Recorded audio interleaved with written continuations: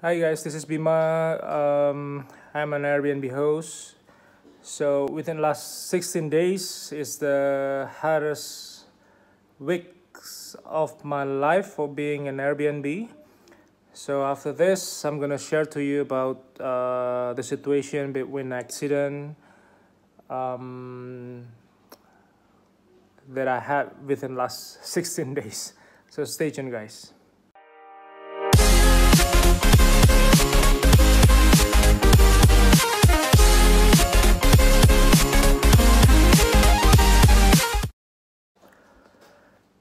So I'm Bima. I'm a Airbnb host in the Chandela and Boma house.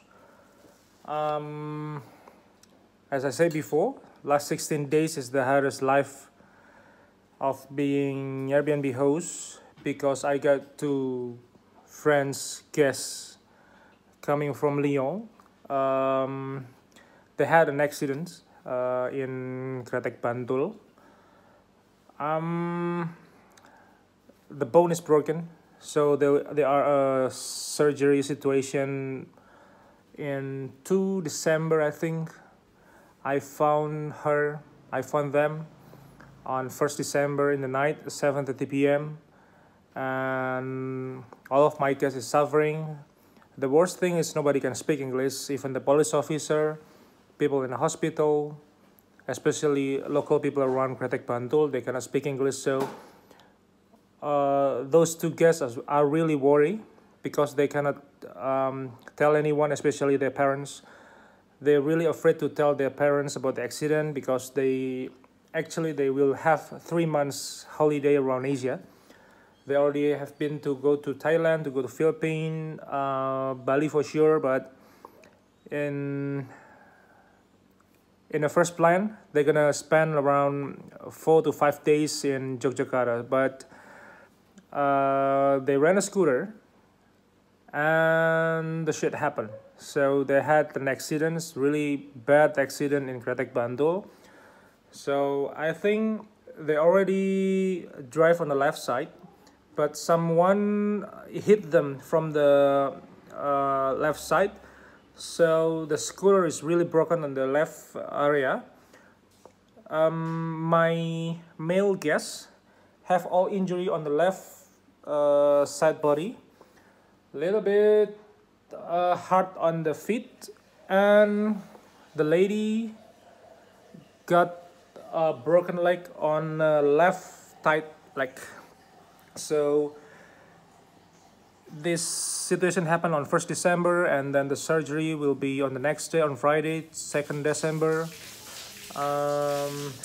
Yeah, I could say that the worst thing, I got a problem within the police officer, the hospital, the insurance, and for sure the other victims. So I got to deal with four different people, and really hard to solve. But I'm really grateful. Is Yeah, I would like to say Alhamdulillah. We already finished all this problem within 16 days. But yeah, this is really chaos of my life. So if you want to sightseeing around Indonesia, Yogyakarta, or even Bali, Jakarta, or maybe Bandung, and you consider to rent a scooter, I would like you to know about basic principle to ride a scooter in Indonesia. So first thing first, you're gonna drive on the left side. Sometimes there is a junction with a traffic light. Usually you can turn left without stopping your scooter. So in Indonesia, they will write belok kiri jalan terus. It means that you are eligible to go straight on the if you want to go to the left. Sometimes if you stop, then all the Indonesian people will turn on the horn, beep beep beep, and maybe you will be a little bit panic. So the second one, make sure you got your driving license. Make sure you wear your helmet and maintain your speed.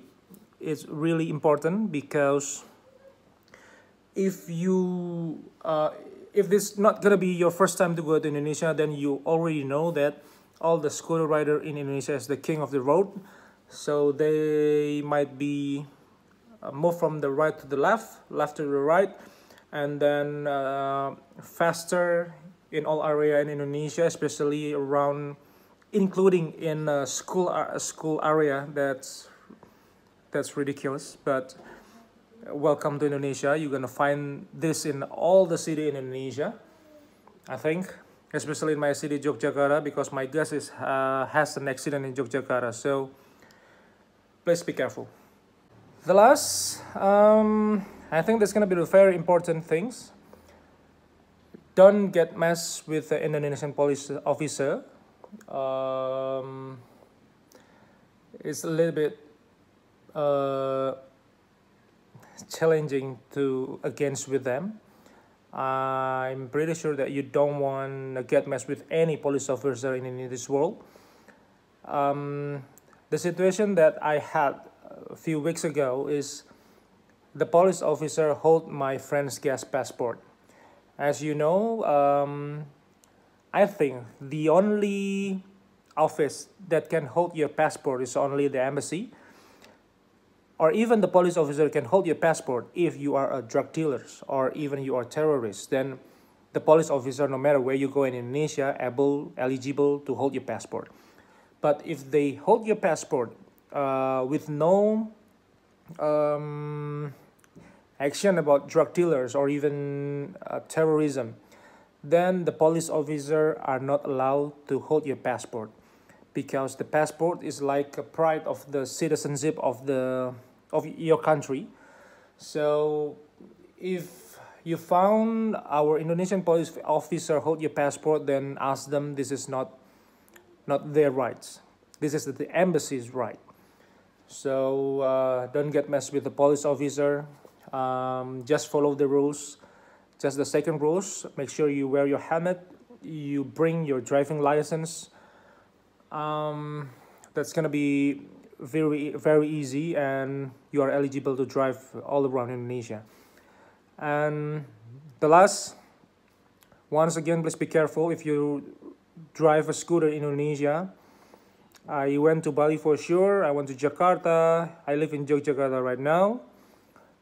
The scooter rider in Indonesia is like the king of the road. So they're gonna move from the right to the left, left to right. Sometimes it will be confusing, because if you're coming from maybe Australia, if you're coming from United States, or even from Europe, I think you got your own lane, like a bicycle lane, scooter lane, cars lane, bus lane, or something else. But yes, it is. We have it, but it doesn't work as well. So please be careful. Don't get messed with the Indonesian police officer. Don't get messed with the locals, Indonesian people. Yeah, just be careful. Just respect the local culture. I know that shit can happen anywhere, but just be careful, guys. So once again, this is Bima.